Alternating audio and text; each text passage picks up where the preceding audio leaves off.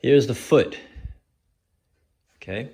Now, when we walk, the normal patterning in which the surface contact of the foot, we bias more towards the outside part of our heel.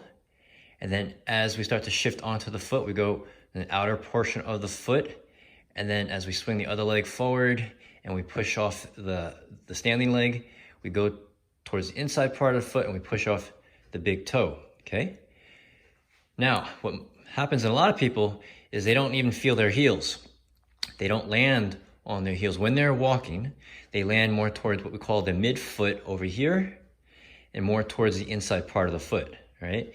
And then what happens there is you're bypassing more surface contact, so you're taking away more opportunity for the body to absorb the forces from the ground reaction forces, as we call it, as we shift onto our foot. So when we land more here, then as we swing the other leg forward and we shift and we swing the leg other forward, the weight goes here to the big toe, but more towards the inside part of the foot here. And then what happens is it pushes the toes outward like this as we push off. Over time, that becomes a bunion, okay? And that's how bunions start to form. So also by landing more towards your midfoot and forefoot on the inside, you're bypassing the function of the calf muscles, which come over here. This would be the lower leg bone, calves would be over here. So if you land more like this rather than like this, those calf muscles are in a more shortened position. So muscles that are in a shortened position all the time, they get tired and you start to lose function from them. They can't absorb and they can't produce optimal amounts of force, okay? So normally when we walk, we would land on the heel. So when we land on the heel, that puts the calf muscles on tension or a little bit of a stretch, okay?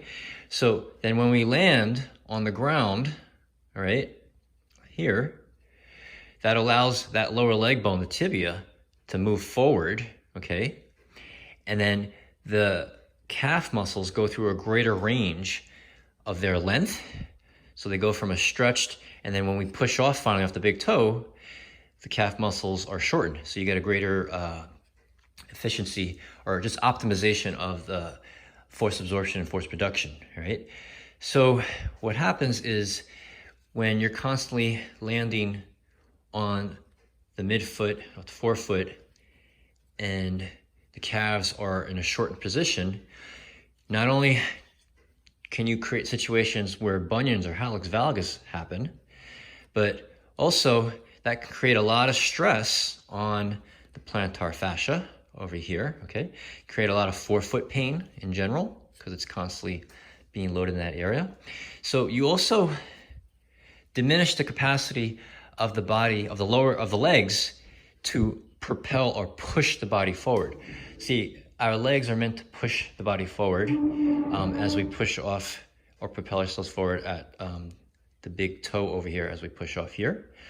But if you take that away or you take away its opportunity to do so, it can no longer be an effective pusher. So the body has to propel, has to move forward into locomotion somehow. So what tends to happen is, I don't have the rest of the skeleton here, that you start to pull yourself forward. So if you're, instead of landing like this as we walk, okay, but if you're landing more like this, and then the body is translating forward as you swing the opposite leg forward, you're creating a situation where the body has to be, rather than be pushed, it propels and pushes itself forward, it's being pulled forward. And it pulls itself forward from I'll show you here, the back, okay?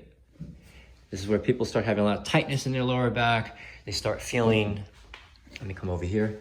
They start feeling just stiffness. Sometimes it's one side more than the other or both sides.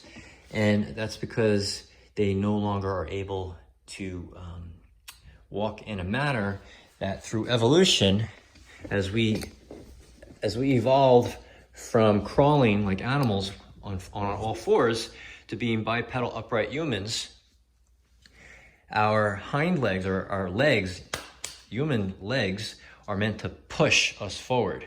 Our arms are meant to, or our forelimbs, if we were on the floor crawling, are meant to pull.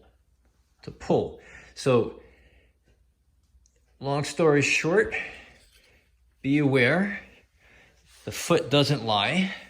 Just by looking at the architecture, the thickening of the bones gives you clues of the optimization and mechanics of how we weight bear, where the thicker parts of the bones are where most of the weight goes towards, right? Now, you can change that, obviously, by changing your mechanics, but that usually manifests itself in the symptoms like I mentioned before. Great.